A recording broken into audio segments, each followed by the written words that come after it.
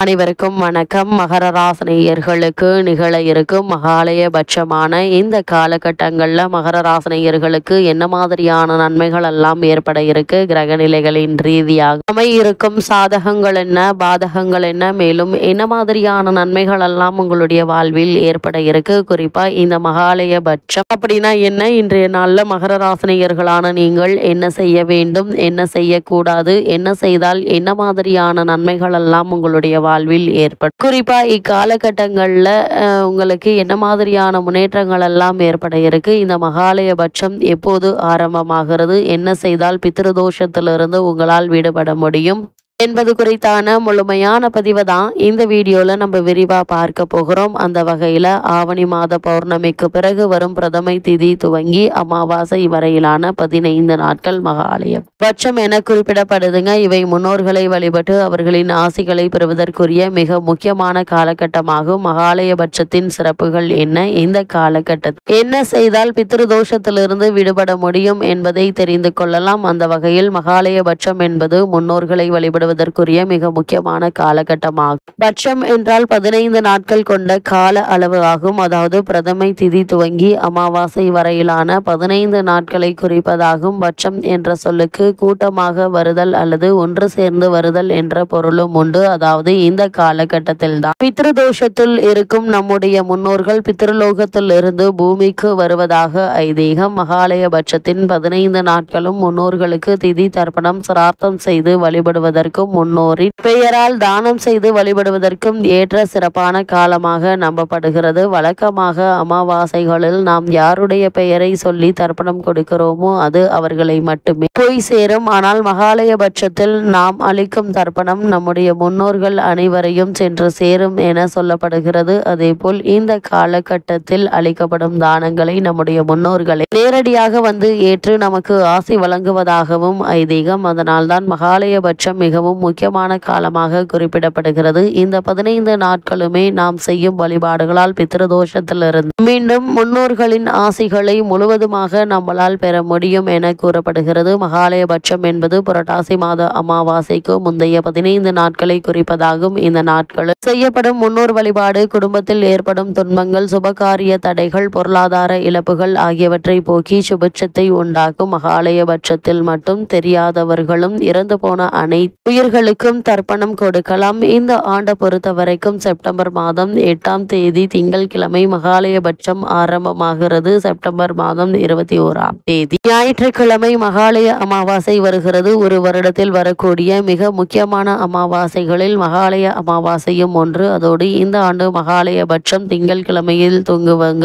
மகாலய அமாவாசை ஞாயிற்றுக்கிழமையில் அமைவது மிகவும் விசேஷமானதாகும். திங்கட்கிழமை என்பது சந்திரனுக்குரிய நாள். சந்திரன் தாய் வழி உறவுகளுக்கு காரணமாகும். அதே ஞாயிற்றுக்கிழமைக்கு அதிபதியான சூரியன் தந்தை வழி உறவுகளுக்கு காரணமான கிரகமாவார். அதனால் இந்த ஆண்டு மகாலயபட்சத்தில் விரதம் இருந்து முன்னோர்களை வழிபடுவதும் முன்னோர்களுக்குரிய தர்ப்பணம் போன்றவற்றை கொடுப்பதும் தாய் மற்றும் தந்தை வழி முன்னோர்களால் ஏற்பட்ட சாபங்கள், தோஷங்கள் ஆகியவற்றை நீக்க உதவிகரமாக இருக்குங்க. மகாலயபட்ச காலத்தில் பசுமாட்டிற்கு அகத்திக்கீரை கொடுப்பது, நாய்கள், காகங்கள் ஆகியவற்றிற்கு உணவளிப்பது, ஏழைகளுக்கு வயதில் முதியவர்களுக்கு உணவளித்து பராமரிப்பது, அவர்களுக்கு தேவையான உதவிகளை செய்வது ஆகியவை மிக பெரிய புண்ணியத்தை சேர்க்கும். மகாலயபட்சத்தின் 15 நாட்களுமே முன்னோர்களுக்கு தர்ப்பணம் அளிக்கலாம். ஒரு வருடத்தில் கொடுக்க வேண்டிய 96 தர்ப்பணங்களில் மகாலயபட்சத்தின் 15 நாட்களும் கொடுக்க தர்ப்பணம் அடங்கும். தை மற்றும் ஆடி மாத அமாவாசைகளை போல் புரட்டாசி மாதத்தில் வரும் மகாலய அமாவாசையிலும் அதற்கு முந்தைய 15 நாட்களும் முன்னோர்களுக்காக வீட்டில் தீபம் ஏற்றி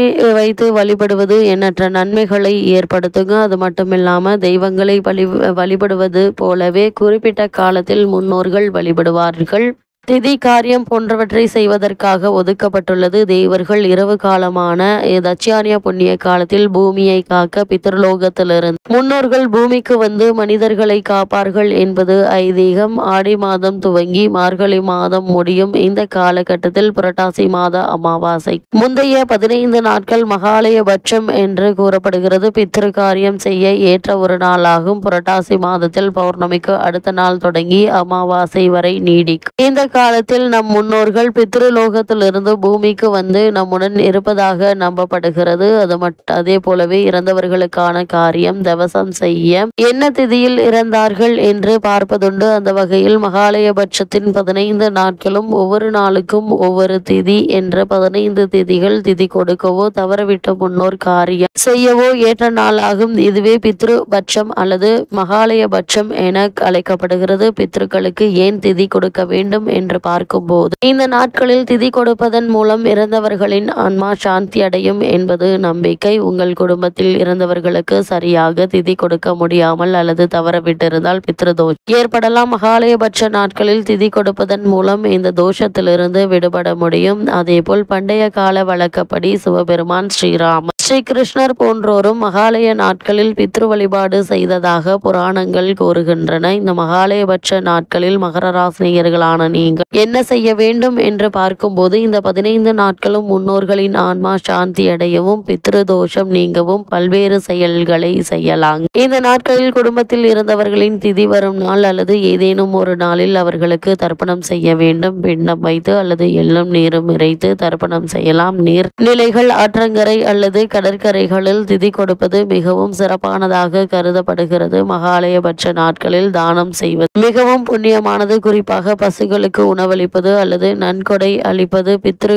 கடன்களை தீர்க்கும் என்று நம்பப்படுகிறது. கால்நடைகளுக்கு உணவளிப்பதும் இந்த நாட்களில் செய்ய வேண்டிய ஒரு முக்கிய காரியமாகும். இந்த தருணங்களை பொறுத்தவரை மகர ராசினியர்களான நீங்கள் இந்த மகாலயபட்ச கட்டத்தில் எவற்றையெல்லாம் தவிர்க்க வேண்டும் என்று பார்க்கும்போது மகாலயபட்ச காலத்தில் வீண் பேச்சு, தேவையற்ற சண்டைகள் மற்றும் முடிவெட்டுதல் போன்ற செயல்களை தவிர்க்க வேண்டும். மேலும் நீர் நிறைந்த காய்கறிகள் குறிப்பாக பாகற்காய் மற்றும் சாதம் ஆகியவற்றை உண்ணக்கூடாது. தூய்மையை கடைபிடித்து சைவ உணவுகளை உட்கொண்டு இறை வழிபாட்டில் ஈடுபடுவது நல்லது. இது முன்னோர்களின் அருளை பெற்றுத்தரும். தேவையற்ற பேச்சுக்கள் மற்றும் வீண் சண்டைகளை தவிர்க்க வேண்டும். மகாலயபட்ச காலத்தில் முடி வெட்டுவது தவிர்க்கப்பட வேண்டுங்க. நீர் நிறைந்த காய்கறிகளை உண்ணக்கூடாது. பாகற்காயை கூடுமான வரைக்கும் தவிர்ப்பது அவசியம். தவறுதலாக கூட சாதம் சாப்பிடக்கூடாது. மகர ராசினியர்கள் இந்த மகாலயபட்ச காலகட்டத்தில் செய்ய வேண்டிய என்ன என்று பார்க்கும்போது மகாலயபட்ச காலத்தில் வீட்டினை சுத்தமாக வைத்திருக்க வேண்டும். இந்த நாட்களில் தினமும் குளித்து தூய்மையை பேண வேண்டும். சைவ உணவுகள் மட்டுமே உட்கொள்ள வேண்டும். தினமும் இறை வழிபாட்டில் ஈடுபடுவது நன்மை பயக்கும். மகாலயபட்சம் முழுவதும் அமாவாசை அதாவது பிரதமை முதல் அமாவாசை வரை முன்னோர்களுக்கு தர்ப்பணம் செய்து அவர்களை நினைவு கூற வேண்டும் என கூறப்படுகிறது. அந்த வகையில் மகர ராசினியர்களுக்கு இந்த மகாலய அமாவாசையான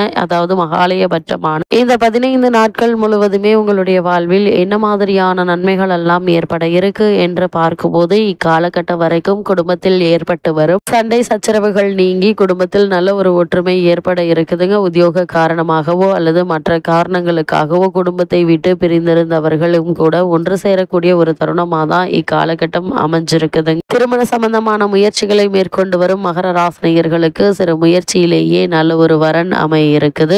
இருந்தாலும் கூட வரனை பற்றி தீர விசாரித்து ஆராய்ந்து அதற்கு பிறகு வரனை நிச்சயிப்பது நல்லதுங்க. எதிர்பாராத பல முன்னேற்றங்களை இப்போது நீங்கள் தாராளமாக எதிர்பார்க்கலாம். நல்ல ஒரு முன்னேற்றம் உங்களுடைய வாழ்வில் ஏற்படக்கூடிய ஒரு தருணமாக தான் இக்காலகட்டம் அமைஞ்சிருக்குது என்பதை கிரகங்களுடைய சஞ்சார நிலைகள் தெளிவாக உறுதியாகவும் எடுத்து காட்டுதுங்க. அந்த வகையில மகர ராசினியர்களுக்கு இந்த மகாலயபட்சம் நிகழக்கூடிய இந்த 15 நாட்கள் முழுவதுமே கிரகநிலைகளின் ரீதியாக கூறப்படும் பரிகாரம் என்ன என்று பார்க்கும்போது இத்தருணங்கள்ல முன்னோர்களுக்கு திதி தர்ப்பணம் கொடுத்து வழிபடுவது மட்டுமல்லாமல் உங்களால் இயன்றளவு ஏழை ஒருவருக்கு உணவளிப்பது, அவர்களுக்கு தேவையான உதவிகள் செய்வது எண்ணற்ற நன்மைகளை உங்களுடைய வாழ்வில் ஏற்படுத்தும் என்பதை கிரகங்களுடைய சஞ்சார நிலைகள் தெளிவாகவும் உறுதியாகவும் எடுத்து காட்டுது.